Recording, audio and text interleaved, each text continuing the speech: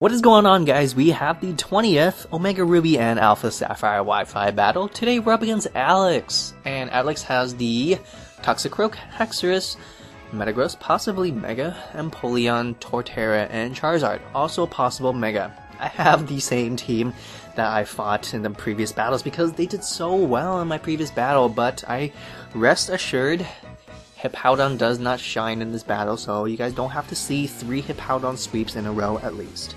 So, Alex is going to lead off with that Charizard, and I led off with the Heatran because I want to set up Stealth Rocks ASAP. Now, hopefully this Charizard doesn't have Focus Blast. So I go for these Stealth Rocks, and turns out he's just going to go for the Heat Wave. Not sure if that's a misclick, or he probably thought I was going to switch out, but no, I'm staying in. I don't really have anything that can really hit the Charizard, but honestly, he just gave me a plus, fire attack boost, so I'm just like, alright, why the hell not? It's gonna be a nice 2-hit KO anyways. He's gonna go for a Fly, and I just went for a Stealth Rocks because honestly, it's my, nothing, and, obviously, I do outspeed this Charizard, so I just, went for a Stealth Rocks regardless. Luckily, my second Fire Blast does hit, and it'll finish off this Charizard, so thank you, Charizard, for giving me that Flash Fire boost. Now my opponent is going to send out the Empoleon, and I do have Earth Power, but I don't think Earth Power is actually enough to kill Empoleon. To be honest, I really don't think so. I'm only carrying the air balloon, I was, so don't think I can really do anything, but just take a Surf. I'm going to go into Milotic now to eat up the Surf. Milotic takes it pretty darn well, and I'm just praying like, oh please, please Empoleon, please do not have Grass Knot. I'm not exactly sure how bad, Milotic can take a Grass Knot. I went for the Scald anyways because I just want to burn something, even if it's an Empoleon. Turns out he doesn't have Grass Knot, so that's really good. He does have Hydro Pump though, and it's going to do a little bit more than Surf, but still not quite enough. I mean, I am in no position to talk. I mean, my Scald is not doing too much either, but at least I do get that burn, so he is losing more health. More, day by day. I'm just going to keep using Scald now in case he does switch out, but he is staying in. Turns out he's actually going to use Yawn. Really awesome to see Yawn and Empoleon, because I never thought it's useful until now. It's actually quite useful right now. In this mini stall war that we're having right now, it's actually quite useful. And I could stay in. Milotic does have the Marble Scale, it does boost my defenses if I am asleep, but then I think, is it really wise to be asleep? Maybe not. I'm just going to go into Miltank now. It's my special defensive wall. It doesn't resist water, but it still takes the Surf pretty well. And not to mention, this Empoleon is slowly dying to burn, so I'm not too worried here. Next, he is going to finally switch out, but it's a little bit risky since I do have rocks up. He's going to go to a Hexorus. I actually just went for the Body Slam. It's my best bet. And I just pray oh yeah, let's just paralyze this Hexorus, that'll be sweet. But of course I don't get that paralysis. It's all good though.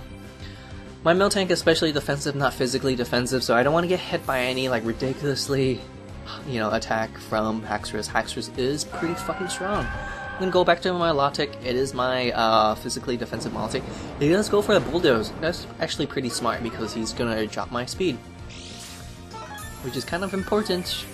Even though I'm pretty sure Hexorus outspeeds Milotic regardless. So he does go for a Dragon Claw.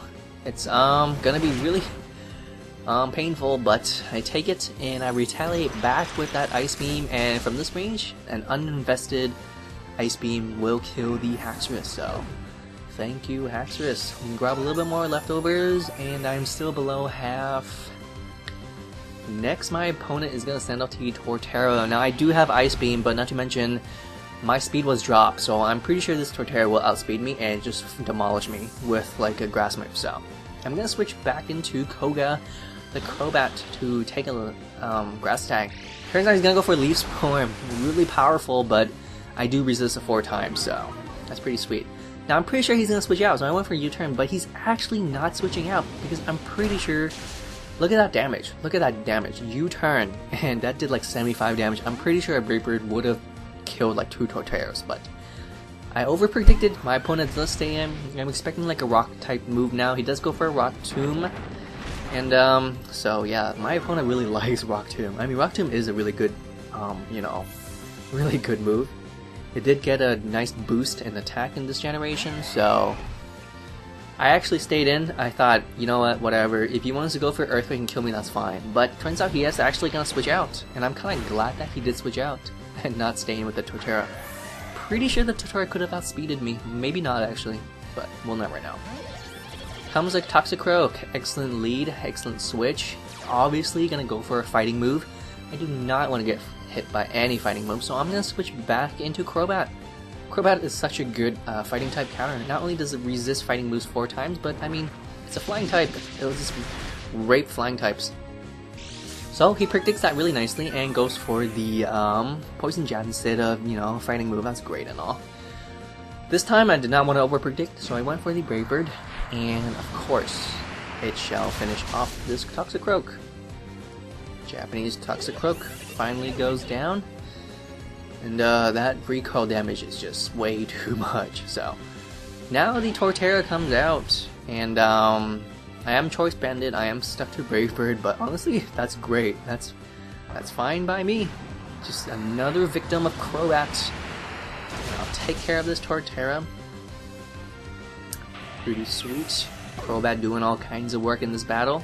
This recoil damage might just kill me though, so. Finally, the Metagross does come out, and obviously I can't do shit to this Metagross. I could just let my Crobat die, but then I'm just like, you know what? Nah, I think I'll save my Crobat. It's a little too sad to just let my Crobat die like that, so. I'm gonna go on my Heatran now, expecting like a Meteor Mash or something. And I'll take the Meteor Mash, you know, really well, because, well, I resist it. Or Iron Head. Shiny Mega Metagross looks so badass. Turns out he's gonna go for the Iron Head. That's fine by me. I do resist it 4 times after all. So that's all good. And I'll just finish it off with the Fire Blast. But I miss! And he does go for a Zen Headbutt, so I'm pretty sure this Metagross doesn't have Earthquake. Or at this point, my opponent probably has just given up, since this Metagross is his last Pokemon. So there you have it.